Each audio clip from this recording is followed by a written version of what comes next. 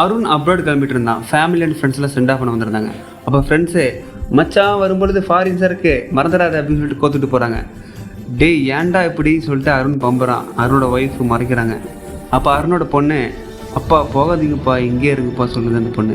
அப்போ அருண் சொல்கிறான், தங்கம் நான் வந்துடுவோம் ஓகேவா, வரும்பொழுது சாக்லேட் பொம்மையெல்லாம் வாங்கிட்டு வரேன் ஓகேவா, அது வரைக்கும் அம்மா வந்து உனக்கு மொபைலில் வீடியோஸ்லாம் வச்சு தருவாங்க பார்த்துட்டு இருக்கணும் அப்படின்னு சொல்கிறான்.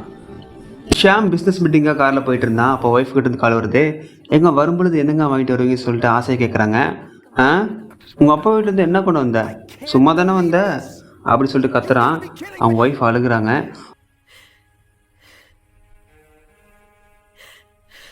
தூரத்தில் அருண் போயிட்டு இருந்த ஃப்ளைட் டேக் ஆஃப் ஆக முடியாமல் கீழே விழுந்து வெடிக்குது. மொத்த ஃப்ளைட்டும் பற்றிக்கிட்டு இருந்து ஒருத்த மட்டும் உள்ளேருந்து வரான். அவன் தான் அருண். அங்கே இருந்தவங்களாம் கேட்குறாங்க, எப்படியா தப்பிச்சு வந்தவங்க கேட்குறாங்க. நான் இறந்துட்டா என் ஃபேமிலி யார் பார்த்துக்கோங்கன்னு யோசித்தேன், அதனால தான் அந்த கதவை உடச்சிட்டு வந்தேன்னு சொன்னான். அந்த ஃப்ளைட்டு மாதிரி தான் ஒரு நிமிஷத்தில் லைஃபே மாறிடும். அதனால் நம்ம கூட இருக்கவங்க என்ன கொண்டு வந்தாங்கன்னு பார்க்க வேணாம். ஏன்னா அவங்க வாழ்கிறதே நமக்காக தான். ஸோ இருக்கிற வரைக்கும் அன்பாக பாசமாக இருப்போம்.